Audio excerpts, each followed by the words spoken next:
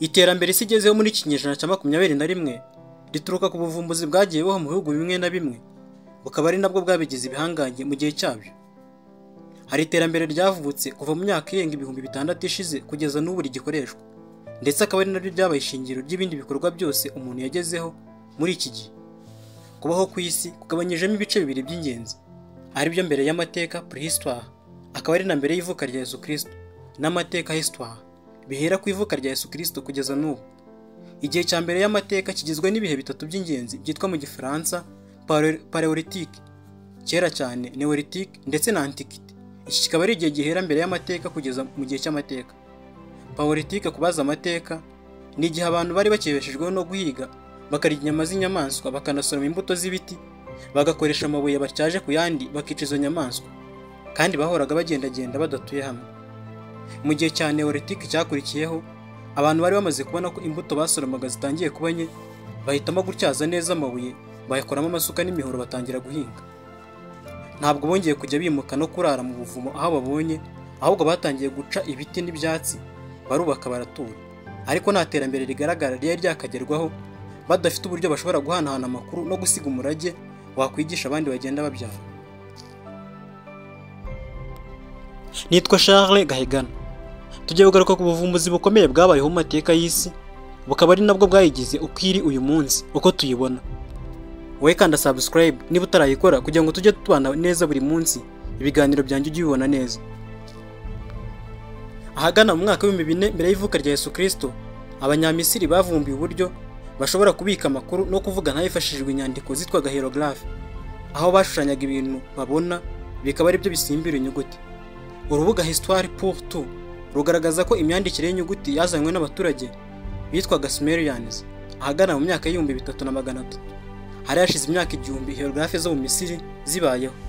Twibukiranye ko mu gihe cya mbere cy'amateka babaraga imyaka bahereye ku myinshi baza ku miki, kuko umwaka wa 400 ari wo wakera kurusha umwaka wa 300.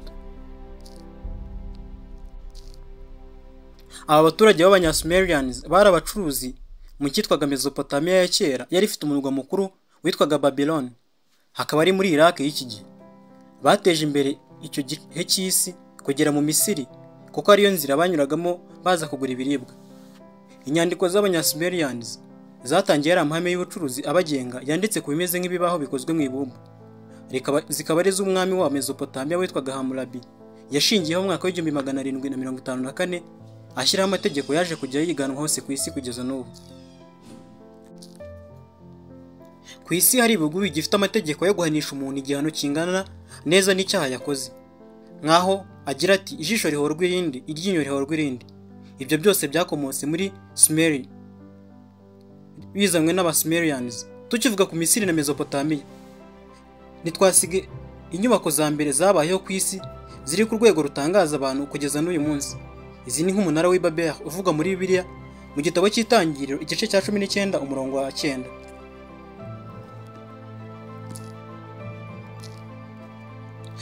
Ahagana mu mwaka wa 2649 ahitwa Memphis mu gihugu cya Misiri, nibwo abahanga mu bubatsi bashinze inyubako zitangaje zitwaga piramide, zakoreshwaga nk'imva z'abami b'icyo gihe bitwaga ba Farawo. Mu Bugiriki hakomotse ubumenyi n'ubuhanga, ubwubatsi, demokarasi, imikino ya Olympique. Imyaka yarahise indi irataha, isi igera ahagana mu myaka ya 800 mbere y'ivuka rya Yesu Kristo. Igihugu cy'Ubugiriki kibyara abahanga, abarwanyi, abanyapolitiki, abubatsi, abakinnyi b'umupira, ku buryo byaje kukigirira igihangange gitegeka isi yose kugeza mu myaka ya 200 mbere y'ivuka rya Yesu Kristo. Imikorere y'ibintu bitandukanye nko kugenda kw'imodoka, kuguruka kw'indege n'ibyogajuru, kugenda hejuru y'amazi kw'amato, amamashini akora mu nganda, mu bwubatsi, mu buvuzi, byose isi bikesha amahame yashyizweho n'abahanga b'Abagiriki ahagana mu kinyagihumbi cya mbere imbere y'ivuka rya Yesu Kristo. Aba ni nka Aristippe, Anaxagore, Anaximene, Aristote, Antitheme, Democrite, Diogène Laësnique, Épicure, Héracrite, Isocrate, Leucippe, Parménide, Platon, Phailo, Pythagore, Socrate, Thales, Xenocrate bashyizeho amahame atandukanye n'ubuhanga bigenga indimi z'abantu, imibare, ubugenge, ubutabire, ibinyabuzima, ubumenyi bw'isi n'ibindi. Ubumenyi bw'ibintu bitandukanye bw'Abagiriki bwatumye batera imbere mu byiciro bitandukanye by'imibereho y'abantu, uhereye ku mitegekere ishingiye kuri demokarasi. Abaturage bo muri Ateni mu Bugiriki bashyizeho amatora y'abayobozi. Uwatsinze ku bwiganze bwa benshi akaba ari we umukuru muri bo, ndetse bakaba nta cyemezo cyafatwaga n'inzego z'ubuyobozi kitavuye ku bushake bwa benshi mu baturage. Mu Bugiriki kandi hakomoka ubuhanga mu myubakire, kuko aribo batekereje kubaka stade zakira imikino itandukanye zitwaga amphitheatre, aho hakinagwa imikino itandukanye kuri ubu yitwa Jeux Olympiques, harimo gusiganwa, umupira w'amaguru n'iyindi. Abagiriki ariko baje kuganzwa n'imbaraga z'ubwami bwa Roma bwatangiye kwaguka kuva mu mwaka wa 229 mbere y'ivuka rya Yesu Kristo kugeza mu mwaka wa 476 nyuma y'ivuka rya Yesu Kristo. Roma ifatwa nk'igicumbi cy'imico itandukanye, ibikorwa remezo n'iterambere ry'ifaranga. Mu mwaka wa 27 mbere y'ivuka rya Yesu Kristo, Roma yategetswe n'umwami w'abami witwaga Auguste, akaba ari nabwo icyo gihugu cyagutse kigahera mu Bwongereza, i Burayi, kikanyura muri Afurika y'Amajyaruguru kugeza mu Buhinde bw'iki gihe ku mugabane wa Aziya. Roma yari ifite abaturage b'imico itandukanye bitewe n'uko iki gihugu cyari kinini cyane. Bakaba barateje imbere imikoreshereze y'ifaranga ku buryo ubucuruzi bwo kugurana ibintu butongeye kubaho ukundi. Roma kandi izwiho kugira ibikorwa remezo byari bihambaye cyane, birimo imihanda y'amabuye yaconze neza kandi igororotse iri ku rwego rwa za kaburimbo y'iki gihe. Ikaba yarafashaga amafarashi kwihutisha inyandiko zijya hose no korohereza abantu n'ibintu kwihuta. Abaturage ba Roma bashoboye kubaka imiyoboro y'amazi inyura hejuru y'inkuta yavana ku isoko ruguru kugeza mu mujyi rwagati, bayambukije imisozi n'ibibaya. Iyi miyoboro ndetse n'imihanda byabaga bigororotse ku buryo iyo byagonganaga n'umusozi bahitaga bawutobora, byagera hejuru y'ikibaya bagakora ibishoboka byose bya bikuta bikubakirwa inkingi ndende zigera ku mutambiko wabyo mu kirere. Abami ba Roma batotezaga abakristo, bigeze aho barabemera, ndetse n'umwami w'abami Constantine yaje guca iteka ari ahitwa Imira muri 312 nyuma y'ivuka rya Yesu Kristo, yemera ko ubwami bwe bushingira ku Bukristo. I Roma hahise hubaka kiliziya itegeka izindi ku isi yose, Basilique Saint Pierre, ihabwa umukuru wayo mu bwami bwose no ku isi muri rusange yitwa Papa. Kiliziya yaje kuba igihangange ku isi ibikesheje intambara yarwanye n'Abayisilamu mu kinyejana cya 9 kugeza mu kinyejana cya 12. Ingabo za Papa zikaba zarahagurukaga i Roma ziri ku mafarashi, mu minsi mike zikaba ziteye Aziya y'Abayisilamu. Imibereho y'isi yaje guhindura isura mu buryo bugaragara ahagana mu kinyejana cya 15 biturutse ku buvumbuzi bw'umugabane wa Amerika, ndetse n'impinduramatwara mu mitegekere, revolution muri Amerika no mu Bufaransa mu kinyejana cya 18. Impinduramatwara yabaye mu Bufaransa kuva mu mwaka w'1789 kugeza mu 1792, niyo nkomoko y'ubutegetsi butatu bugenderwaho mu bihugu hafi ya byose ku isi: itegeko nshinga n'amategeko, ubutegetsi nyubahiriza tegeko hamwe n'ubucamanza. Ibi byagize Ubufaransa igihugu cy'igihangange ku isi, cyane cyane mu gihe cy'umurwanyi witwaga Napoleon Bonaparte, ndetse na nyuma yaho icyo gihugu cyakwirakwije iyo mitegekere ku bihugu byose cyakoronije. Ni mu gihe impinduramatwara yabaye muri Amerika mbere yaho gato, kuva mu mwaka w'1765 kugeza mu 1783, nayo yigishije abatuye isi ibijyanye n'uburenganzira bwa muntu, akaba ari naho Abanyafurika bakomora intambara zo kwigobotora ubukoloni. Izi mpinduramatwara zo muri Amerika no mu Bufaransa nizo zabyaye amahame yatumye ibyo bihugu biba bihangange ku isi nyuma y'intambara ya kabiri y'isi.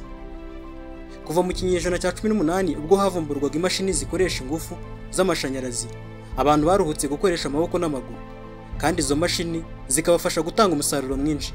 Batangira no kugenda ku isi hejuru yayo no mu kirere no hasi yayo mu buryo bworoshye kandi bwihuse. Ibihugu by'ibihangange ku isi kuri ubu ni bifite ikoranabuhanga rikora kandi rigakoresha imashini n'ibikoresho bitandukanye byo mu rwego rukomeye: gari ya moshi, indege, ibyogajuru, ibisasu bya kirimbuzi, ibikoresho by'itumanaho nka satelite, ndetse n'abahanga bashoboye kubikoresha.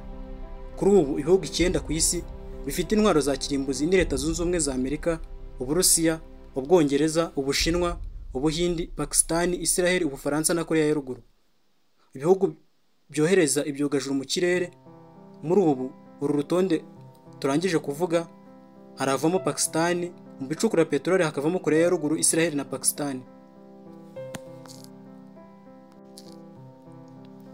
Mu byongereye abaherwe n'abashoramari babikoreramo nibura kuva mu mwaka wa 2010 kugeza ubu nk'uko Forbes magazine ibigaragaza, Ubushinwa bwungutse abagera kuri 325, Leta Zunze Ubumwe za Amerika zunguka 210, Ubuhinde bwunguka 53, mu gihe Uburusiya bwungutse 38. Mu bijyanye no kugira abaturage benshi bajijutse bazi ibyibuze gusoma no kwandika, mu rutonde twahereyeho haravamo Iran ifite abagera kuri 86%, mu gihe ibindi bihugu bifite abagera kuri 95% ndetse banarengaho. Nubwo Leta Zunze Ubumwe za Amerika ari cyo gihugu gihiga ibindi ku isi mu buhangange, impuguke mu bijyanye n'ubukungu zivuga ko hashobora kuboneka ikindi gihugu kizicaho, cyane ko abafite amafaranga menshi muri iki gihe barimo kwirukira mu Bushinwa. Umwarimu muri Kaminuza y'u Rwanda Professeur Musabira Herman agira ati, iyo urebye mu bihugu bibiri biri kuvuduka cyangwa se kuzamuka mu iterambere, Ubushinwa rwose bumereye nabi Leta Zunze Ubumwe za Amerika, haba mu gukomera kw'ifaranga ryabo ndetse no mu gucuruza byinshi.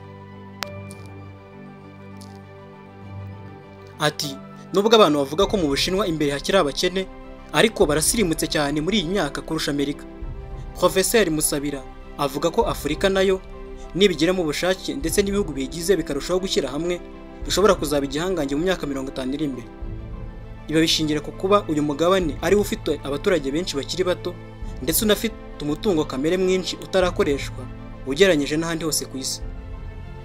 Ngubwo ubuvumbuzi bukomeye bwabayeho mu mateka y'isi bwatumye iba nziza, ikaba nziza uko tuyibona uyu munsi. Mbashimiye ko twabanye, kanda subscribe, ukore comment, like na share, tujye tubana buri munsi mu bindi biganiro byiza. Nitwa Charles Gahigana, hasta la vista.